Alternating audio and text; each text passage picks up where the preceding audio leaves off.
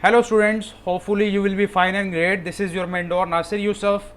और आज का जो टॉपिक हमने डिस्कस करना है that is about excretory system of humans. और ये जो टॉपिक है ये मैट्रिक के बच्चों के लिए बहुत ज़्यादा अहम है, और ख़ास तौर पर जो CSS के स्टूडेंट्स हैं उनके कंपलसरी सब्जेक्ट्स में एक सब्जेक्ट है general science and ability.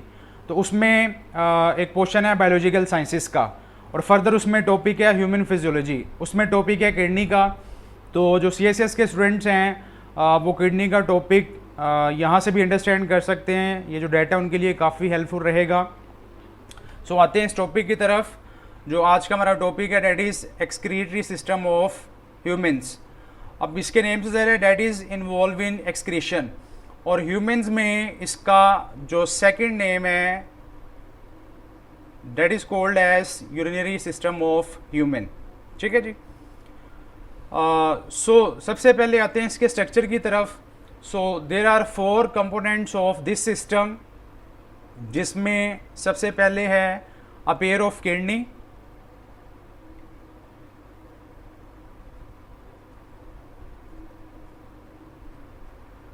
Then a pair of ureters. ये जो 2 ट्यूब्स आपको नज़र आ रही हैं ये यूरेटर्स हैं। यूरिनरी ब्लैडर, ये जो स्ट्रक्चर आपको नज़र आ रहा है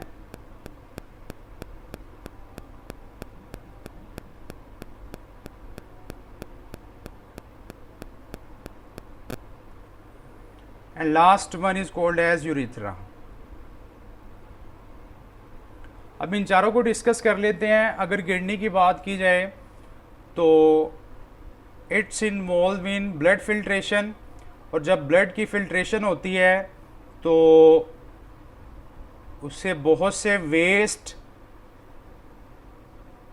कंपोनेंट बाहर आते हैं and ultimately that makes urine. So kidneys का मेन काम है डैट मेक्स यूरिन।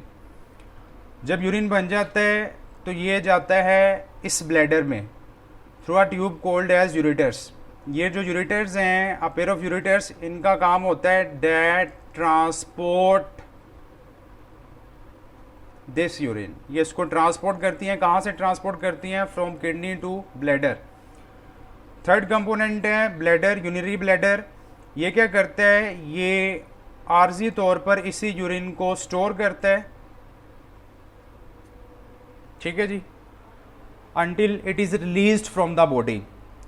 और ये जो यूरिथ्रा है लास्ट ट्यूब, इसके ज़रिए, इस स्ट्रक्चर के ज़रिए इट गोज़ आउटसाइड। सो ये 4 कंपोनेंट्स हैं इस सिस्टम के, और ये इनके फंक्शंस हैं, ठीक है जी। हमने डिटेल में जिस टॉपिक को डिस्कस करना है वो है किडनी। तो सबसे पहले हम डिस्कस करेंगे स्ट्रक्चर ऑफ किडनी। तो स्ट्रक्चर ऑफ किडनी में आपने चंद पॉइंट्स याद रखने हैं, ये जो मैंने मेंशन किए हुए हैं, जिनमें सबसे पहले है इसका कलर। अगर इसके कलर की बात की जाए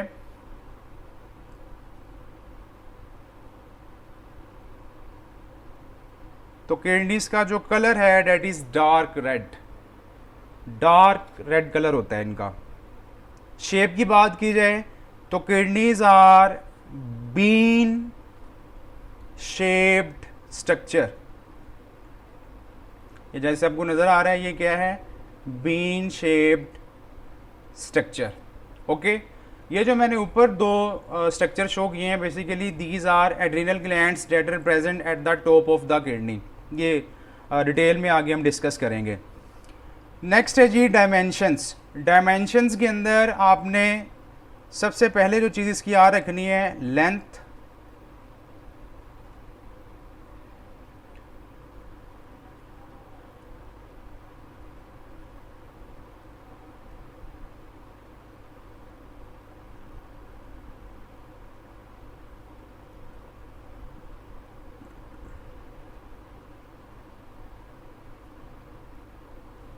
ये 4 डायमेंशंस आपने याद रखनी है किडनी से रिलेटेड। लेंथ की बात की जाए तो each kidney is 10 centimetre long. अगर विड्थ की बात की जाए कि कितनी वाइड होती हैं, 5 सेंटीमीटर ये वाइड होती हैं। और अगर थिकनेस की बात की जाए तो 4 सेंटीमीटर इनकी थिकनेस होती है। लास्ट पे है वेट। वेट की बात की जाए तो 120 ग्राम्स ये इनका वेट होता है, ठीक है जी। तो ये बातें आपको एमसीक्यूज़ में आ सकती हैं, कलर क्या है, शेप क्या है और इसकी डायमेंशंस। देन है जी इसकी लोकेशन। अगर इसकी लोकेशन की बात की जाए तो kidneys are located at abdominal cavity.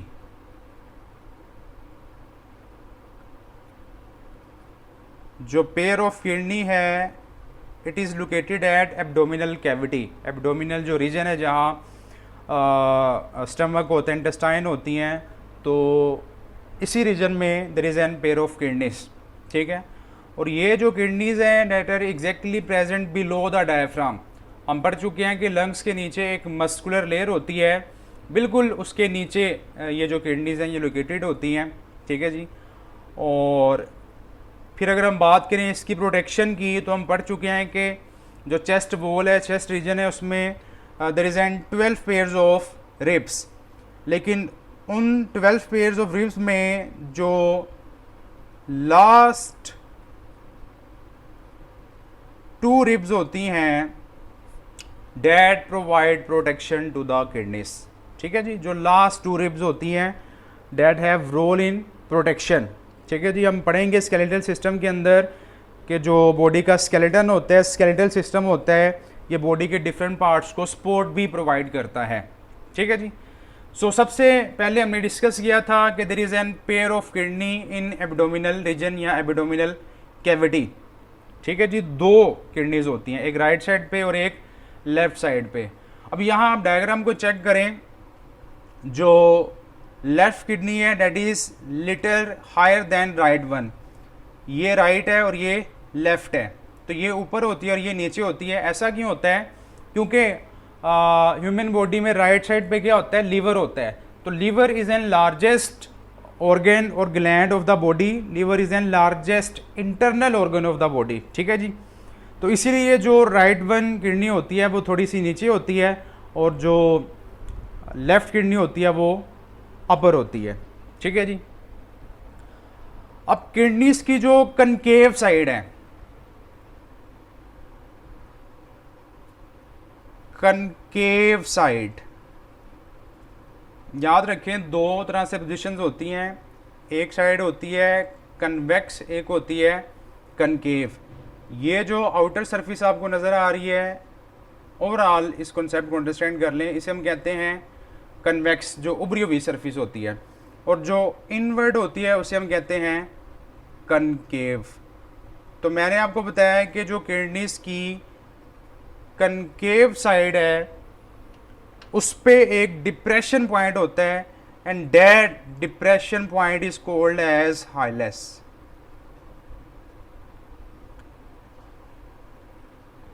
Depression point किसे कहते हैं? फॉर एग्जाम्पल अगर ये एक सरफेस है,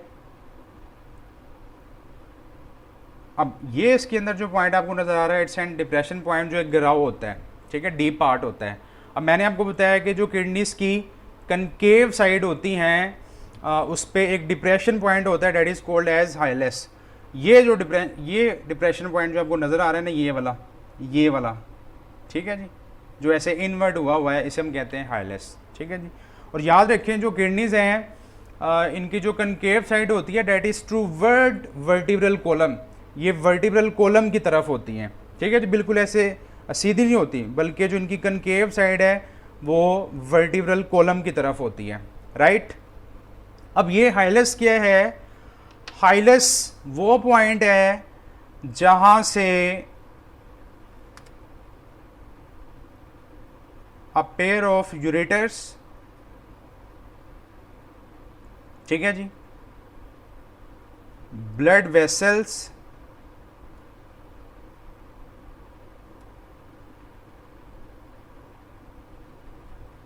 lymphatic vessels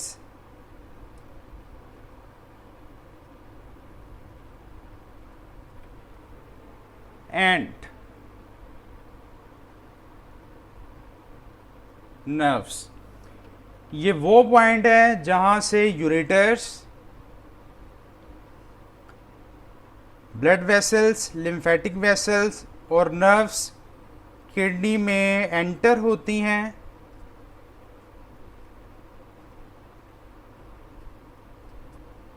और इसको लीव करती है, यानी कि ये वो पॉइंट है जहाँ से ये सारे कंपोनेंट्स किडनी में एंटर हो रहे होते हैं और इससे बाहर आ रहे होते हैं। जैसे कि ये रीनल आर्टरी है जिसका काम है ऑक्सीजनेटेड ब्लड को किडनी में लेके जाना, और ये रीनल वेन है जिसका काम है डी ऑक्सीजनेटेड ब्लड को किडनी से वापस लेके आना।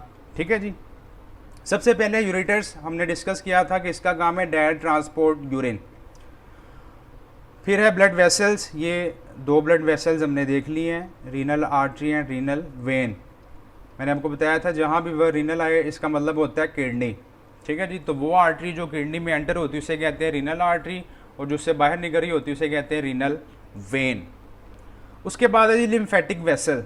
ह्यूमंस के अंदर दो बड़े सिस्टम होते हैं चीज़ों को ट्रांसपोर्ट करने के लिए, circulatory system and lymphatic system. ये जो लिम्फेटिक सिस्टम है ये सर्कुलेटरी सिस्टम को सपोर्ट प्रोवाइड करता है इन ट्रांसपोर्टेशन। ओके। फिर मैंने आपको बताया नर्व्स। ये नर्व्स वो स्ट्रक्चर हैं जिनके अंदर नर्व इम्पल्सिस रन करती हैं, इंफॉर्मेशन को लेके जाती हैं from one point two another point. ठीक है जी। सो ये वो पॉइंट है जहाँ से ये सारे स्ट्रक्चर इसमें किडनी में एंटर होते हैं और इससे बाहर आते हैं। राइट। नेक्स्ट अगर हम इसके स्ट्रक्चर में बात करें तो जो किडनीज हैं, ठीक है, अगर इसके लॉन्गिट्यूडनल सेक्शन को हम स्टडी करें, यानी कि लेंथ वाइज जो सेक्शन होता है, ठीक है, तो इसके दो मेजर रीजन्स होते हैं।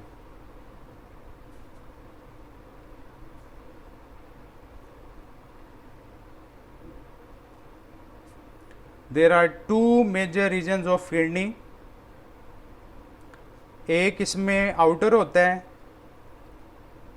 और एक इसमें इनर होता है। ठीक है जी। जो आउटर रीजन है उसे हम कहते हैं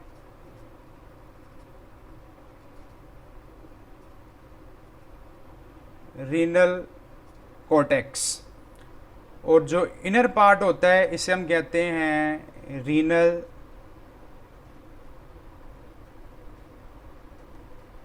renal medulla. Okay. So there are two regions of kidney, one is outer and the other is inner. Outer part is called as renal cortex और inner part is called as renal medulla. दो points हमने यहाँ रखने हैं, जैसे मैंने आपको बताया है, इट्स एन आउटर पार्ट, और दूसरा आपने इसका कलर याद रखना है कि इसका जो कलर होता है that is dark red. On the other side जो इनर पार्ट होता है डेट इज रीनल मेडुला। दो पॉइंट्स हमने यहाँ रखने हैं, इट्स एन इनर पार्ट, और सेकंड पॉइंट हमने यहाँ रखना है इसका जो कलर है वो पेल रेड होता है। ठीक है, येलोविश शेड इसमें थोड़ा सा होता है। ठीक है जी। So these are the two parts. जो रीनल मेडुला है इसमें फर्दर कोन शेप स्ट्रक्चर होते हैं। ये जो आपको कोन शेप स्ट्रक्चर नज़र आ रहे हैं, ठीक है जी, इनको हम कहते हैं रीनल पिरामिड्स। ओके। ये जो रीनल मेडुला है इसमें फर्दर टू स्ट्रक्चर्स होते हैं, जिनमें सबसे पहले है कि मैंने आपको बताया जो कोन शेप स्ट्रक्चर होते हैं, कोन शेप जैसे, ठीक है, उन्हें कहते हैं रीनल पिरामिड्स। और ये सारे के सारे जो कोन शेप स्ट्रक्चर हैं, रीनल पिरामिड्स हैं, ये एक फनल शेप स्ट्रक्चर में ओपन होते हैं, और इस फनल शेप स्ट्रक्चर को हम कहते हैं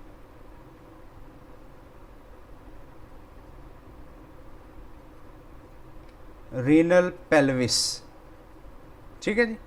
अब चेक करें, ये जो सारे स्ट्रक्चर हैं ये इसमें ओपन हो रहे हैं। ये जो पॉइंट आपको नज़र आ रहा है ना, ये सारे के सारे ये इसमें ओपन हो रहे हैं, और इसको हम क्या कहते हैं, रीनल पेल्विस, और that is base of ureter. ठीक है जी। So that is all about the structure of kidney. ठीक है, और ये इसकी लेबल डायग्राम है जो आपने अंडरस्टैंड करनी है।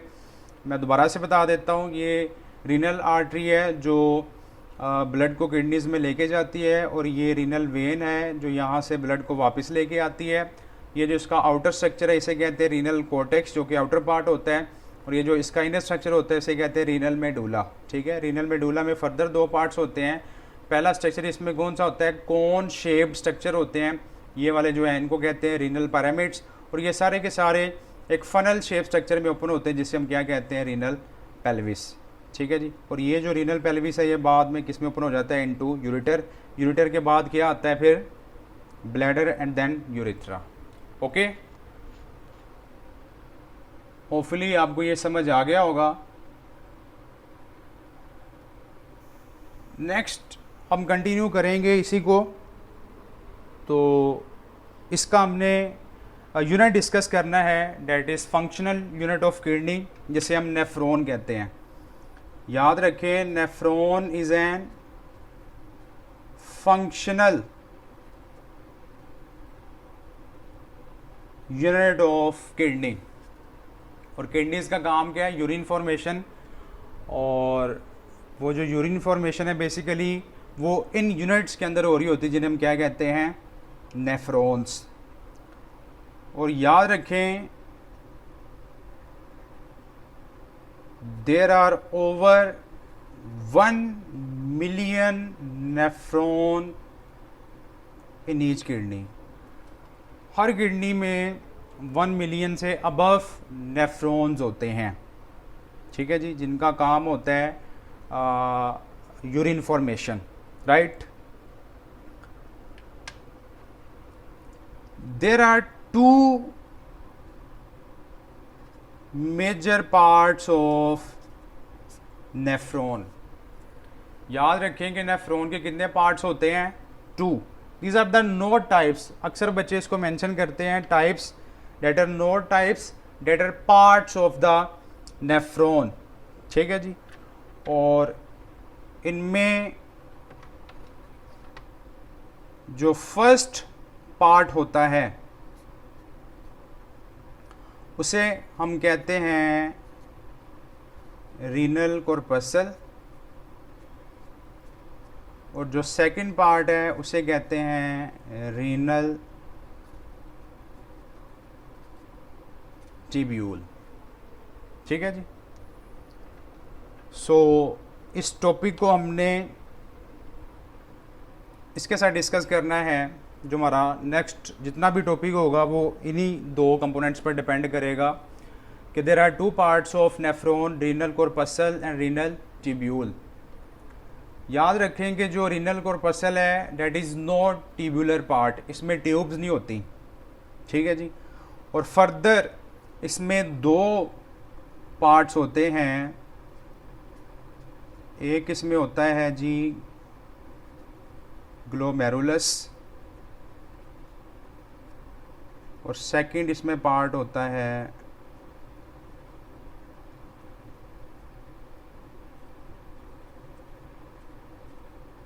बोमेंस कैप्सूल, ठीक है जी।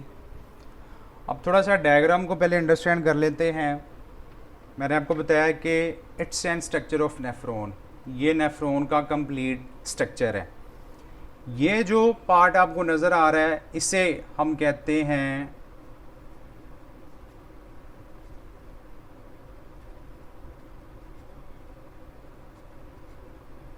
रीनल कॉर्पसल, ठीक है जी। और यहाँ से लेके यहाँ तक ये जो सारा स्ट्रक्चर आपको नज़र आ रहा है, इस सारे स्ट्रक्चर को हम कहते हैं रीनल ट्यूब्यूल, राइट। अब मैंने आपको बताया कि रीनल कॉर्पसल में फर्दर 2 पार्ट्स होते हैं, ग्लोमेरुलस एंड बोमेंस कैप्सूल। अगर बात की जाए इस ग्लोमेरुलस की तो it's an network of capillaries. ये कैपिलरीज का नेटवर्क होता है, गुच्छा होता है। और ये जो बोमेन कैप्सूल है it's an cup shape structure. अब इसको अंडरस्टैंड करें, ये जो आपको नज़र आ रहा है ये नेटवर्क, इसे हम कहते हैं ग्लोमेरुलस, ठीक है जी। और इसके अराउंड ये जो कप शेप स्ट्रक्चर आपको नज़र आ रहा है ये वाला, this one, it's called as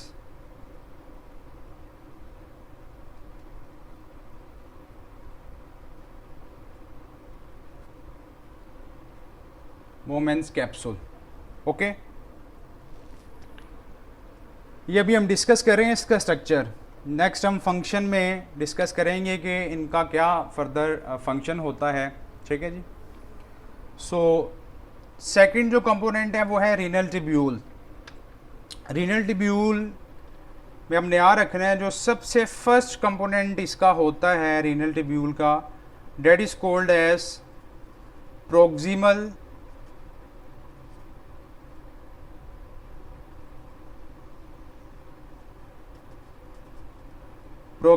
convoluted tubule. अब ये जो स्ट्रक्चर आपको नज़र आ रहा है, ठीक है जी, मैंने आपको बताया था यहाँ से लेके ये जो सारा स्ट्रक्चर है इसको हम क्या कहते हैं, रीनल ट्यूब्यूल। और the part of renal tubule that is after renal corpuscle और the first part of renal tubule is called as proximal convoluted tubule. ये जो आपको फर्स्ट पार्ट नज़र आ रहा है दिस वन, ठीक है जी, इसे हम क्या कहते हैं, it's N proximal convoluted tubule.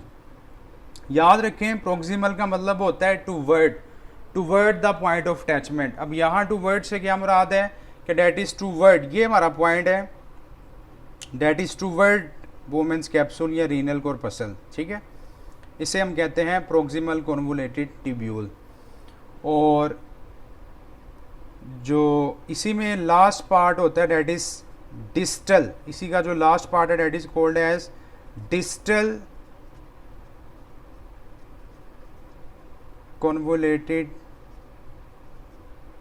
Tubule. अब यहाँ बार बार वर्ड आ रहा है कॉन्वोल्यूटेड, कॉन्वोल्यूटेड से क्या मुराद है कि ये जो बलदार स्ट्रक्चर है ना ये वाला, इसे हम कहते हैं कॉन्वोल्यूटेड। अब ये जो पॉइंट है that is called as distal convoluted tubule.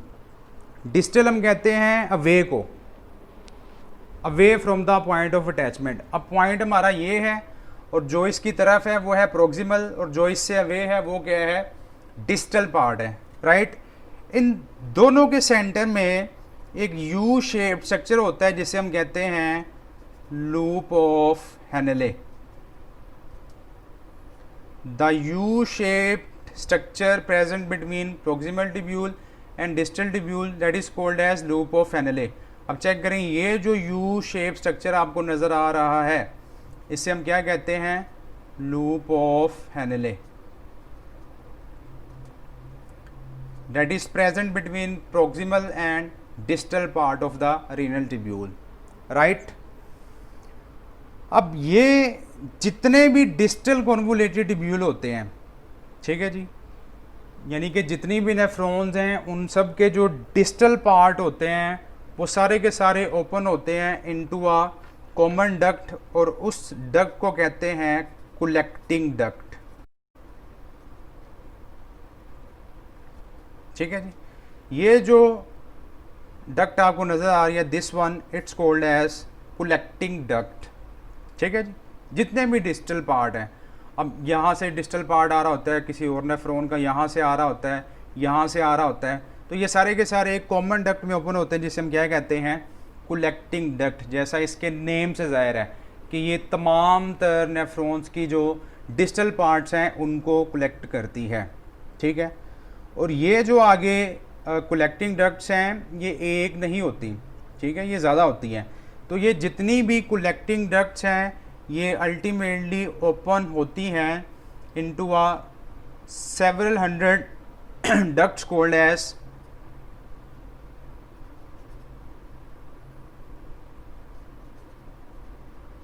Papillary ducts, ठीक है जी।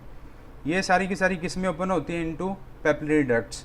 एंड देन जो स्ट्रक्चर आता है डेट इज रीनल पेल्विस, और फिर जो स्ट्रक्चर आता है that is ureter, and ureter के बाद bladder and urethra, okay. So it's an structure of nephron.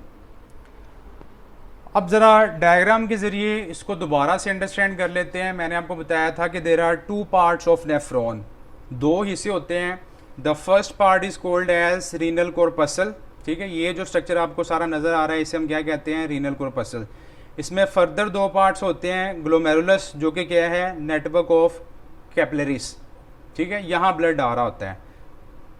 और ये जो नेटवर्क ऑफ कैपिलरीज है that is enclosed by a cup shape structure called as Bowman capsule. ये जो स्ट्रक्चर आपको नजर आ रहा है ग्रीन कलर में, इसे हम क्या कहते हैं? Bowman capsule. सेकेंड इसका पार्ट है रीनल ट्यूब्यूल, जो स्टार्ट होता है यहाँ से लेके एंड ऑनवर्ड यहाँ तक। ठीक है जी। अब जो रीनल ट्यूब्यूल है इसका जो फर्स्ट पार्ट है, this one it's called as proximal convoluted tubule. ठीक है जी। और जो इसका लास्ट पार्ट है ये वाला, इसे हम कहते हैं डिस्टल कॉन्वोलेटेड ट्यूब्यूल। अब इन दोनों के दरमियान में एक यू शेप स्ट्रक्चर होता है जिसे हम क्या कहते हैं? Loop of Henley. अब याद रखें ये जो लूप ऑफ हेनले हैं इसके दो पोर्शन होते हैं। एक इसमें होता है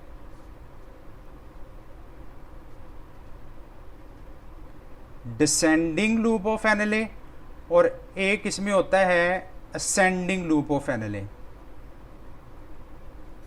अब जो ऊपर से नीचे आ रहा होता है फ्रॉम अपवर्ड टू डाउनवर्ड उसे कहते हैं डिसेंडिंग। ठीक है। और जो डाउनवर्ड से अपवर्ड जा रहा होता है उसे हम क्या कहते हैं? असेंडिंग। बेसिकली ये यू शेप स्ट्रक्चर है जिसे लूप ऑफ हेनले कहते हैं। अब ये देखें जो ऊपर से नीचे की तरफ आ रहा है इसे कहते हैं डिसेंडिंग, और ये जो नीचे से ऊपर की तरफ जा रहा है इसे क्या कहते हैं? असेंडिंग।